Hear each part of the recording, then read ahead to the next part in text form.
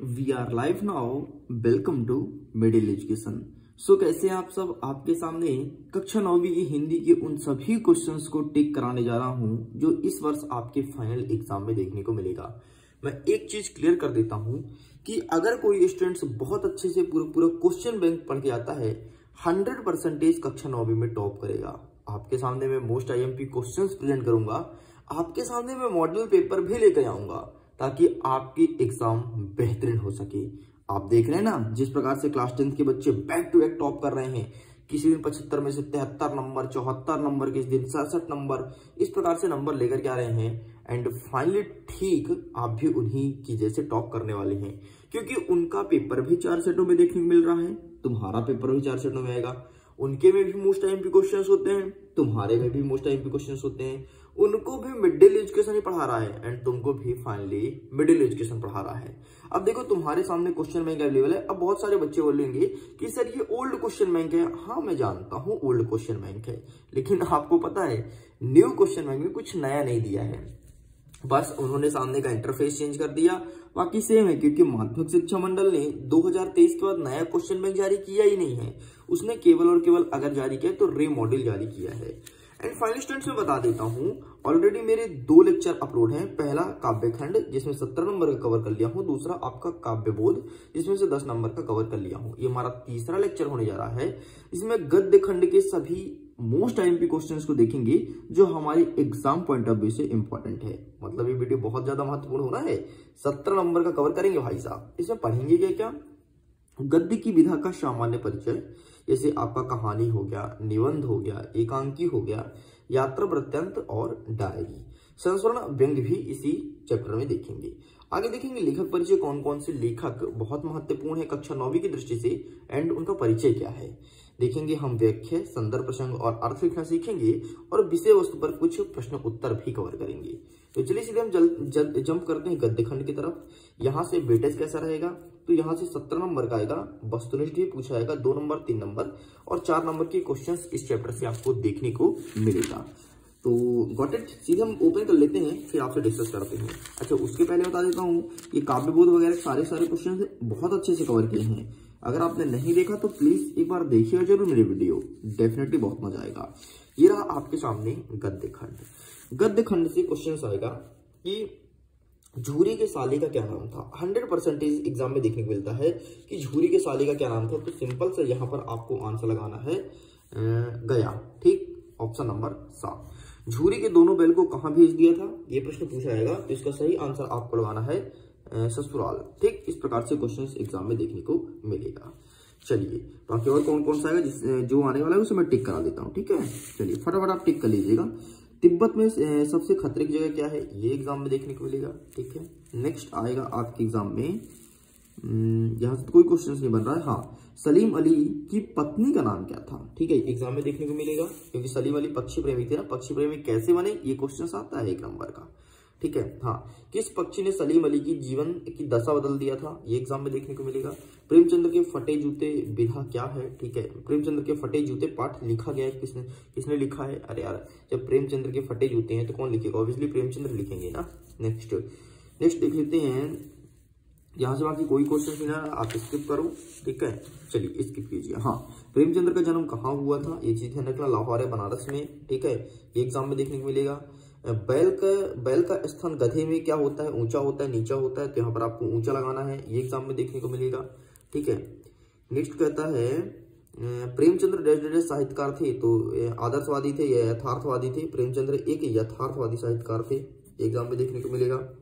Next कहता है पात्रों के संवादों की प्रस्तुत रचना क्या कहलाती है। पात्र द्वारा अगर संवाद की प्रस्तुत रचना करे तो उसे कहते हैं नाटक। एंड मैंने एक मॉडल पेपर अपलोड किया था, उसमें क्वेश्चन पूछा गया था, ठीक है। चलिए सेट नंबर बी में, यदि तुम्हारे पास सेट नंबर बी नहीं है तो तुम देख सकते हो, ऑलरेडी यूट्यूब में अपलोड कर दिया गया है। नेक्स्ट कहता है जूता सदैव ही टोपी से क्या होती है, कीमती होती है, सस्ती होती है, एग्जाम में देखने को मिलेगा। इस प्रकार के क्वेश्चंस आते हैं हर बार, ठीक है। चलिए तो 1 नंबर के सारे क्वेश्चंस आपके लिए टेस्ट बनाए जाएंगे, टेस्ट सीरीज के माध्यम से कवर करेंगे।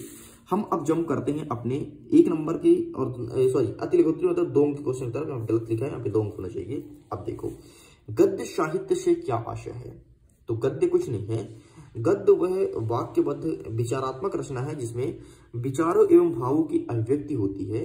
अभिव्यक्ति का सशक्त माध्यम होने के कारण गद्य साहित्य अत्यधिक लोकप्रिय है। बस इतना लिखना है। एग्जाम में हमेशा पूछता है कि गद्य की प्रमुख विधाएं कौन कौन सी हैं। नाटक, एकांकी, उपन्यास, ये सब गद्य की विधाएं होती हैं। तो गद्य की टोटल 6 विधाएं हैं, मैं आपको बता देता हूँ, ठीक है। चलिए नेक्स्ट एग्जाम में आएगा कि निबंध लेखन की कोई 2 विशेषता बताइए। अरे आपको कोई नहीं बोला निबंध लिखो, और परीक्षा में हमेशा पूछता है हिंदी में ना निबंध लिखो, तो निबंध लिखने के लिए 2 विशेषताएं कौन कौन सी होनी चाहिए। सबसे पहले ध्यान रखिएगा कि निबंध जब भी लिखने बैठे तो क्रमबद्धता होनी चाहिए। ये नहीं कि कुछ घुस घुसेड़ दिए, ठीक है, क्रमबद्धता होनी चाहिए निबंध लिखते टाइम।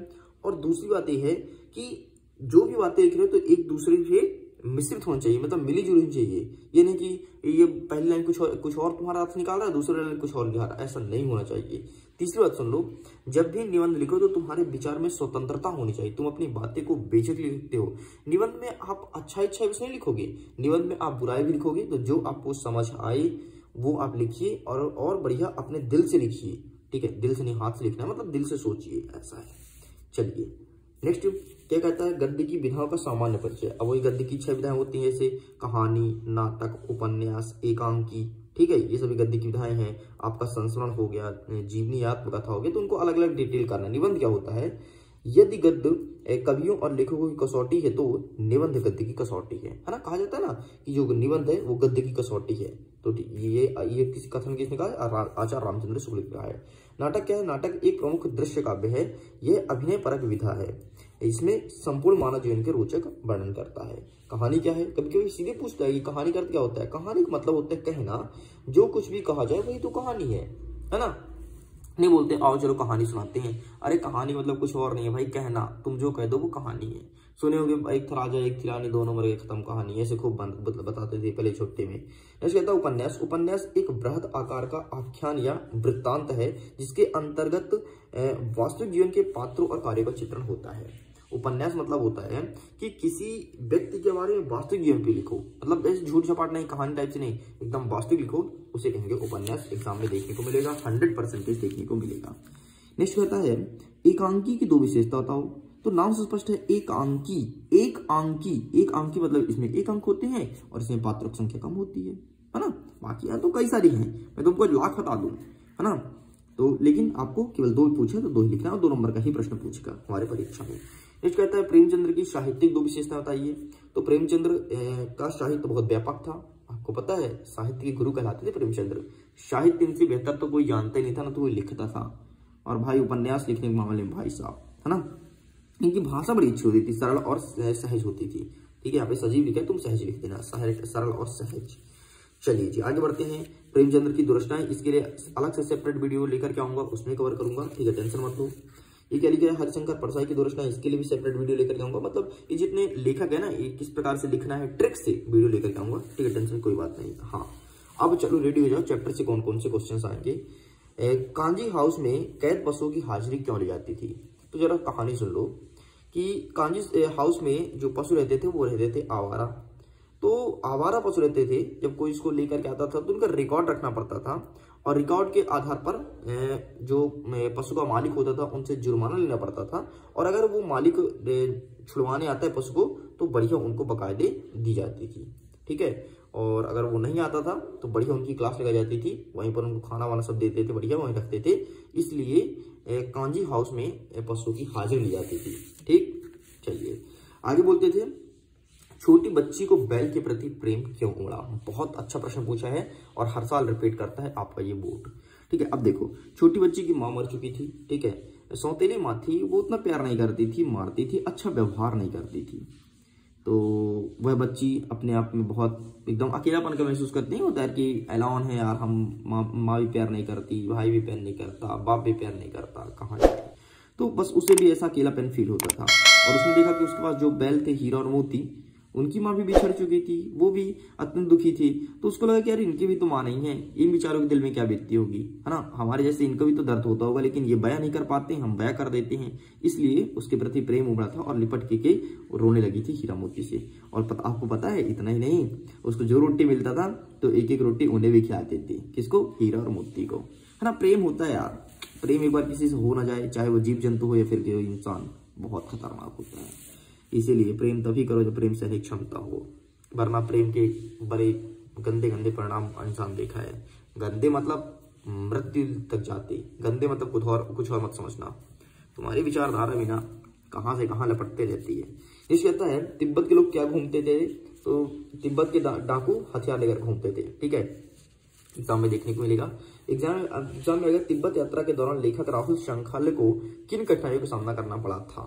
ठीक है, इसी को ध्यान रखिएगा। पथरीले रास्ते पर तेज धूप में यात्रा करनी पड़ी थी, उसे डाकुओं के भय से सोने में यात्रा करनी पड़ी थी। एंड यहाँ पर आपको 3 पॉइंट मात्र अच्छे से प्रिपेयर करना है। चलिए, एक क्वेश्चन में टास्क देता हूँ, देखता हूँ कौन कौन स्टूडेंट्स मेरी बातों को मानता है और पूरा करता है। तिब्बत में कानून व्यवस्था कैसी थी, अपने शब्दों में लिखिए। तो आपको अपने शब्दों में इसका आंसर कमेंट सेक्शन में देखना है। देखता हूँ कि मिडिल एजुकेशन के बाद कितने स्टूडेंट्स वहां इसे फॉलो भी करते हैं। चलिए जी, तो इस प्रकार से स्टूडेंट्स बस हम चाहते हैं वीडियो को एंड करना, क्योंकि अभी ये है संदर्भ प्रसंगार्थ और इसको बहुत अच्छे समझाना पड़ेगा। संदर्भ प्रसंगार्थ कैसे लिखें, या फिर बोलो तो मैं टिक करा देता हूँ, मुझे दिक्कत नहीं है। अच्छा चलो टिक करा देता हूँ, फिर बाद में सेपरेट अलग से वीडियो लेकर के समझा दूंगा। सबसे पहले देख लो कि सलीम अली पक्षी प्रेमी कैसे बने थे। तो सलीम अली क्या हुआ था, इनकी कहानी सुन लो। बचपन में ये बहुत पक्षी मारते थे। ठीक है, तो एक एयर गन लेकर के एक गौरैया को मारने निकल गए। बाहर घर से निकले कि चलो शिकार करके आते हैं। तो जैसे गौरैया को लगी इनकी एयर गन की एक गोली, ठीक है, गौरैया नीचे गिर पड़ी और तड़पने लगी। तो उनको बहुत दुखी हुई यार, आहत हुई, यार ये मैंने क्या कर दिया भाई, यार किसी को मार दिया, तड़प रही है, उसकी माँ, समझ रहे हो ना, उसकी मम्मी क्या होगा, उसके बच्चे, या शादी हो गई। तो इस प्रकार से उनको बहुत दुख हुआ था और यही दुख के कारण वो पक्षी की सेवा में जुट गए थे और उस दिन से कसम खा ली कि आज से हम शिकार नहीं करेंगे और मुड़कर भी नहीं देखे। ठीक, ये कहानी थी। तो एक गौरैया ने इनकी जिंदगी बदली थी। गौरैया, ध्यान रखना, परीक्षा में 1 नंबर का प्रश्न पूछता है कि इनकी जिंदगी किसने बदली, तो गौरैया। चलिए, अब कुछ हम देख लेते हैं गद्यांश और पद्यांश। सॉरी, गद्यांश पद्यांश तो मैंने पहले देख लिया। गद्यांश कौन कौन से आएंगे, तो आपको पहले नंबर को टिक करना है। जानवरों में गधा सबसे ज्यादा बुद्धिमान समझा जाता है, इसे टिक कर लीजिएगा, एग्जाम में 100% देखने को मिलेगा। नेक्स्ट आपको विलासिता वाला टिक करना है और तीसरा आपका हो गया हम संस्कृति अस्मिता। ठीक, ये तीनों चीज को अच्छे से प्रिपेयर कर लेना। आगे बढ़ते हैं, नेक्स्ट और टिक करा देते हैं जो आ रहा है एग्जाम में। नेक्स्ट आपको 9 नंबर टिक करना है, अच्छे से प्रिपेयर भी करना है। टिक मतलब टिक नहीं करके ऐसे छोड़ना नहीं, प्रिपेयर अच्छे से करना है। नेक्स्ट आपको 15 नंबर अच्छे से प्रिपेयर करना है। ठीक है, यही सब एग्जाम में आ रहा भाई, कुछ और नहीं आ रहा, टेंशन मत लो, बस इतना आपको प्रिपेयर करना है। मैं उम्मीद करता हूँ वीडियो बहुत पसंद आया होगा। अगर वीडियो पसंद है तो वीडियो को लाइक करिए, अपने दोस्तों के साथ शेयर कीजिए। टेंशन मत लो, क्वेश्चन बैंक को लेकर के क्वेश्चन बैंक दोनों सेम है। ठीक है, और आपके मन में कोई डाउट हो तो आप मेरे से पूछ सकते हैं बेझिझक इंस्टाग्राम पर मैसेज करके, लिंक डिस्क्रिप्शन बॉक्स में दिया गया है। और एग्जाम के पहले एक डोज मिलता है जिसे कहते हैं बूस्टर डोज। क्लास 10 के बच्चे खूब फायदा उठा रहे हैं उस बूस्टर डोज का, तो बूस्टर डोज भी आप देखिएगा। इसके लिए आप जुड़िए फेसबुक में। मैं वीडियो बंद करता हूँ। एग्जाम के लिए all the best, bye bye.